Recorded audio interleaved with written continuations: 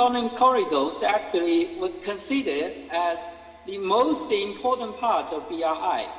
However, now actually China have given up BCIM because India is the only neighboring countries around China who has rejected the BRI initiative. And also CPEC has become the flagship project for BRIs. For South Asia, we all know that because of the geography locations, especially for the land-cold countries, connectivity is really difficult because the high mountains, the Himalaya mountains, the Karakoram mountains. China has made great efforts to connect with the South Asian countries. We know that we have the Karakoram highway between China and Pakistan, and also China has built the highway from Lhasa to Kathmandu.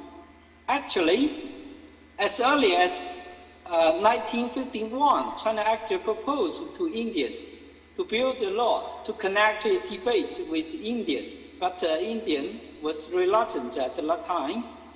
So this is the background why China was really placed importance on the connectivity under BRI initiative. After 9 years of the BRI initiative, I can say the major connectivity projects for CPEC has already complete. But now we have to focus on how to make a good use of this project for economic development.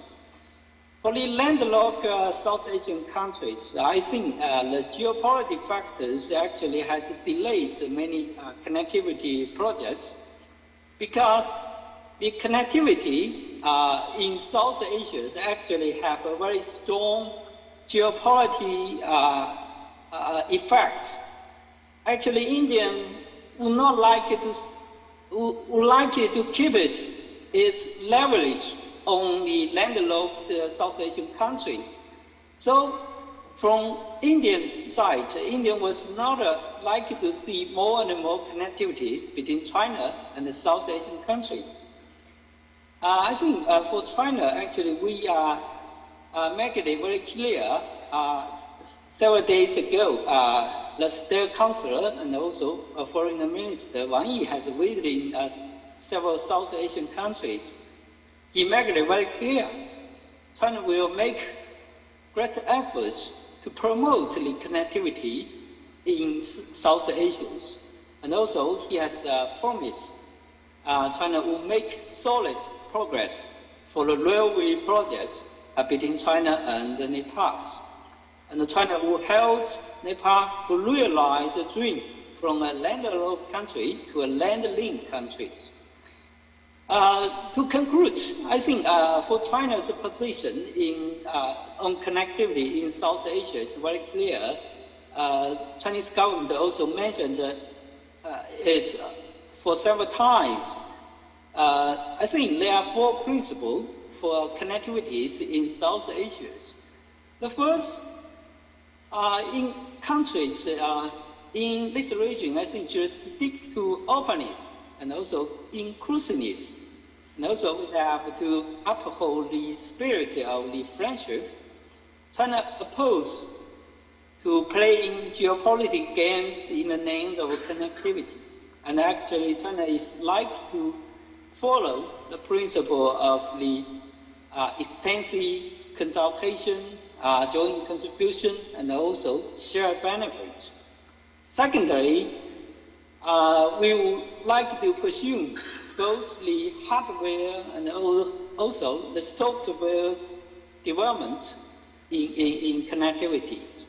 Actually, connectivity includes 2 parts. One is hardware, and the second is software. That means we have to more and more cultural connectivity, more and more people-to-people communications. Now, the third, I think we have to adhere to the principle of mutual benefit and win-win cooperations. All the projects under CPEC or the other economic corridors. Actually, this is not China's project. This is not for China's benefits. It's for all the two sides. So we have to adhere to this principle, mutual benefit and win-win cooperation.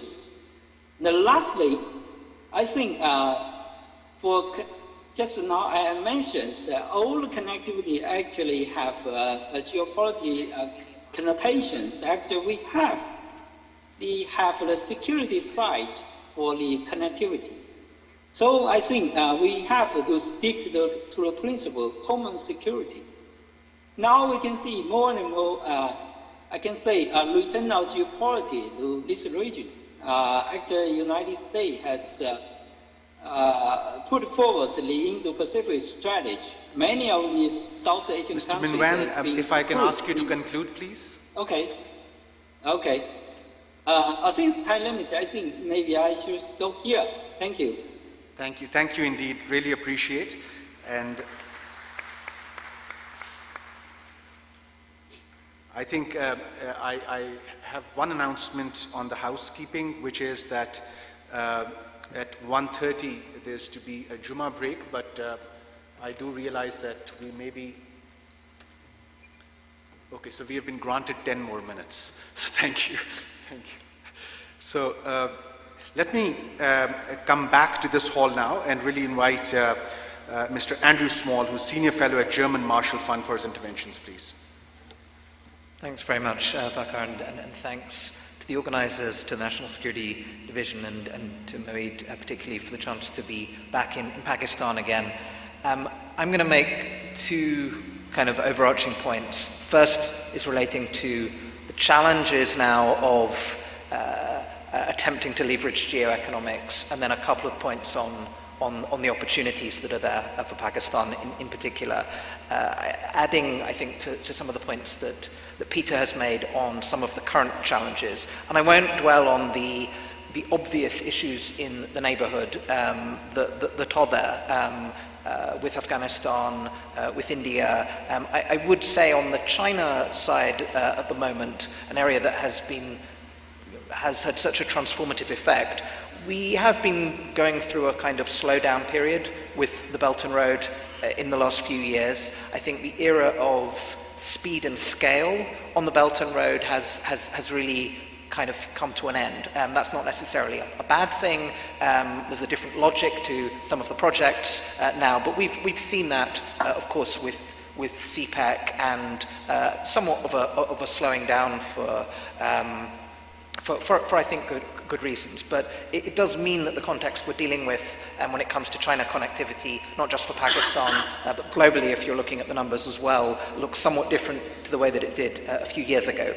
But I want to look particularly at the current situation emanating from what's been playing out with Ukraine, because I think in addition to the points that Peter made, this is kind of a different shock.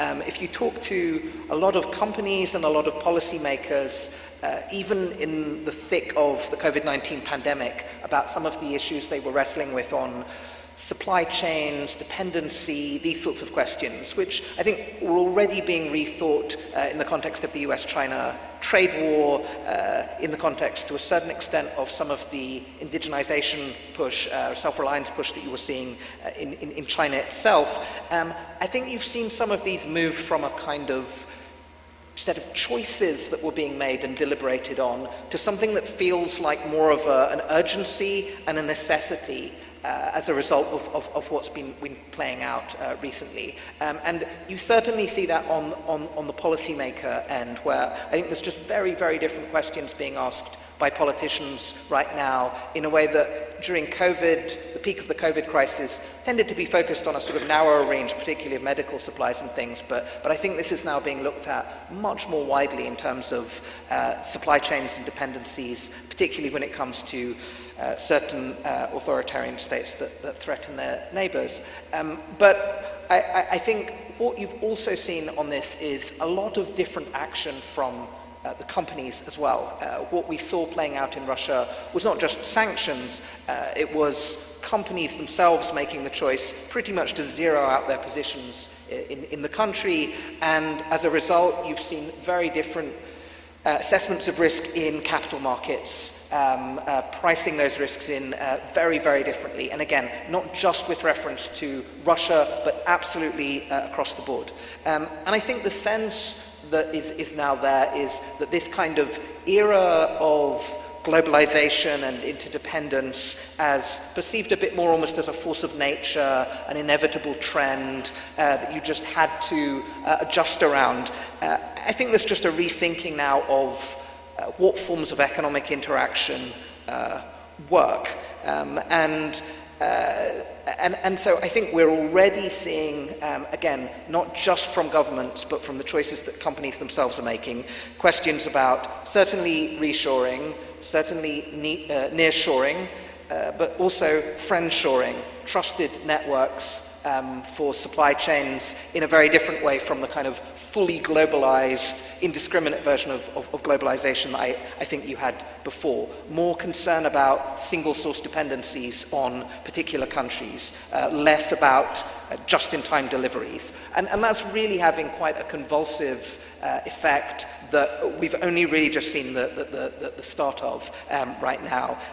And this makes for, of course, a more challenging global environment because looking beyond the region and some of the issues in the region, one would, particularly here as Pakistan, be looking a bit more to some of the extra-regional economic relationships, I think, in the coming period. But I think there are some advantages to some of what's playing out as well. And I'd highlight two before I finish. First of all, I think we did go through a phase where globalization was also quite heavily, in the last couple of decades since China's WTO accession, quite heavily Sinofied.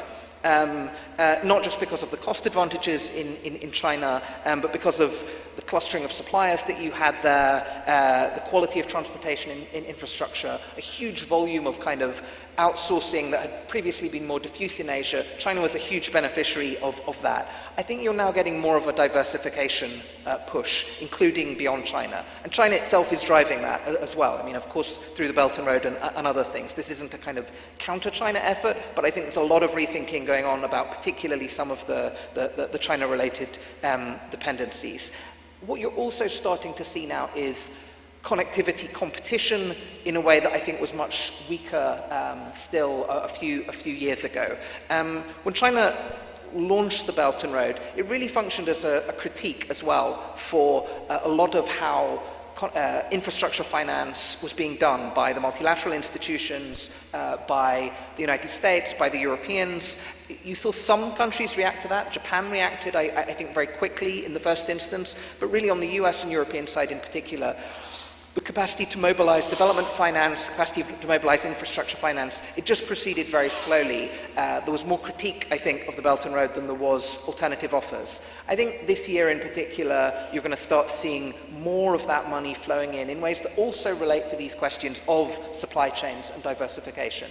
I think you're going to see more money coming from the European side through Global Gateway. I think the G7 initiative, Build Back Better World, connecting up with some of the US financing, is going to be there on a larger scale. So I think you're going to have, in a period which was very heavily China-centered in terms of the new influxes of money that were coming along, I think we are going to have some better offers available for countries. And I hope that this will result in some degree of kind of dynamic adaptation. I don't think connectivity competition is always bad for recipients. The competition to provide finance on terms that meet countries' needs I think be of a lot of benefit, and I think would also, I hope, can recondition a bit some of what's played out with the Belt and Road as well. Some of the more problematic areas on contract terms and debt terms as well. And at the same time, and the last point I'll make, there is some bifurcation going on. This is also a huge discussion that's taking place, I think, in companies and among policymakers. I don't think it's just being led from capitals. I don't think it's just being led from the United States. When it comes to digital infrastructure, when it comes to 5G, when it comes to data, we we are seeing more decoupling and bifurcation of systems going on, and there are some real choices for countries about, and companies themselves about how they're going to relate to it. So I think it is a more challenging environment to do what this panel is talking about and what this dialogue is focused on, but I think Pakistan will have to be attuned to some of the new opportunities and benefits that there might be in this more difficult environment as well. And I'll finish there. Thanks. Thank you, Andrew. Really appreciate it. Thanks. I think on your point about connectivity for cooperation or competition, let me bring in Wan Masmaker, who's joining us from Athena, and he has done a lot of work around the need for multidisciplinary approach to security and defense. Mr. Masmaker, you have 5 minutes, please. Thank you, Mr. Chairman, and good morning from Brussels. I understand it is about 30 degrees at your site. Here it is 0 degrees and snowing. So thank you for giving me the opportunity to share some thoughts with you in a warm environment. I will do that from a European corporate security perspective, and allow me to talk about some general concepts and some analogies within the EU. First of all, if we talk about geoeconomics, I would say there are 2 aspects. First is the use of economic instruments to promote and defend national interests and to produce beneficial geopolitical results. And the other side of the coin is, of course, are the effects of other nations' economic actions on a country's geopolitical aspirations. So, in fact, economy is used as a tool for achieving geopolitical goals. A very good example, and a historic example, is indeed the European Union, because as you know, after World War II, we absolutely wanted to avoid new wars in Europe, and especially the tensions at that time between France and Germany, and through trade, contacts between people, interlinked economies, etc., we said we will be able to establish long-lasting peace, at least within the 27 member countries. And indeed, since 1945, more than 75 years, that worked very well. Of course, you have the other side. We create interdependencies, and that is the aim. But then, like you also heard, we talked about strategic autonomy, and the two are sometimes a little bit opposed to one another. We have examples, dependencies outside of the EU, but also dependencies inside of the EU. You can, or you may remember also at sometimes some competition regarding the vaccine, but then the Commission took over and it was a global approach. So sometimes you have some competition or opposition between interdependencies and strategic autonomy. If you want to see geoeconomics in action, we now unfortunately have a very important example, which is the war in Ukraine. Ukraine is in fact a geo-economic answer of the EU to a geopolitical action. The retaliation measures of the EU against Russia are economic, not military. And as some of my colleagues and friends at the Egmont Institute told it, they say it are banks against tanks. And indeed, if you look at the reaction, for example, the use of the SWIFT network to impose some actions. We have also seen it in other areas, like, and it was already mentioned, the 5G network, where there are EU trade barriers and regulations. Regulations and state intervention in the economy that is driven by geopolitical goals and not by strictly market-oriented interests. And sometimes there can be an opposition. If we look at state intervention, in the best case, that it is economically neutral or positive, and then there is no conflict of interest. But if it hurts the economy, and again, look at Europe, where we see now measures that are taken in the energy sector, where you want to cut off or use less gas, etc., that means that your geopolitical interests and your economic interests are not necessarily going into the same direction, and then you got a conflict of interest. And that's something that we see also, that's the conflict between values and interests. And if you allow me to be sometimes a little bit ironic, I would say that values have been the best export product of the EU in a certain arrogance in telling other areas in the world on what they should do. So, but I think we should have other and maybe more interest-oriented products of export. So I would conclude, Mr. Chairman, because I know that you are in some time constraint, with three things. First of all, to keep in mind is sometimes the opposition between values of a nation and interests of a nation. They are not always the same. If it goes in the same direction, it's easy, but sometimes you have opposition, and then it can be a harder deal.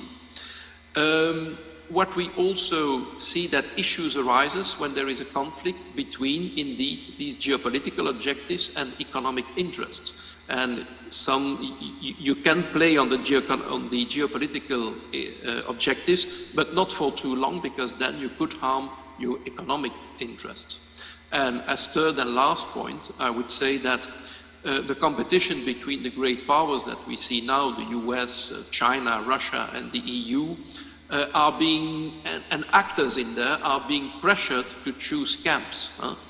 But countries are reluctant to do so because, of course, they want to keep their options open, and it's completely understandable. And there again, we have to look at the interests and keep the options open in maybe sharing a little bit between the different blocks, especially for countries that are or that do not want to really be pushed in one of the blocks. I would like to congratulate the Islamabad Security Dialogue, because indeed constructive dialogue remains key to peace and prosperity. Thank you very much. Thank you. Thank you, Mr. Messmaker. And I do understand that we are really, really out of time, but I can see that Dr. Ishrat is back online, so maybe he can complete his thought which he was offering earlier in maybe 2 minutes, and then we can break for Juma. Dr. Ishrat, can you hear us? Yeah, I can hear you. Please, please. Can you hear me? Yes, yes. Yes, please go ahead, Doctor.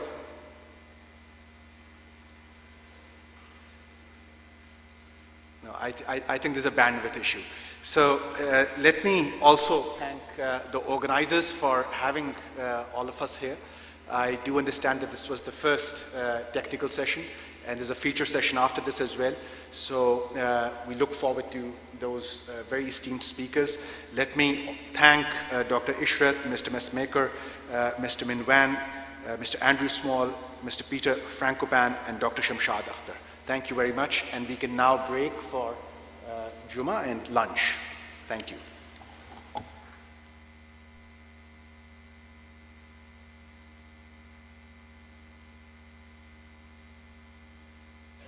Thank you to all speakers and moderator for a very important session on geoeconomics. Honorable guests,